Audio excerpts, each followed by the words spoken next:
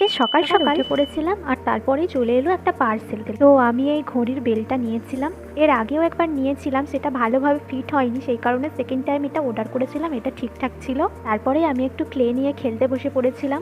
না ঠিক খেলা না, কিছুদিন ধরেই দেখছি সবাই এই ক্লে নিয়ে বানাচ্ছে ফুল, তো আমিও ভাবলাম চলো আমিও বানিয়ে ফেলি।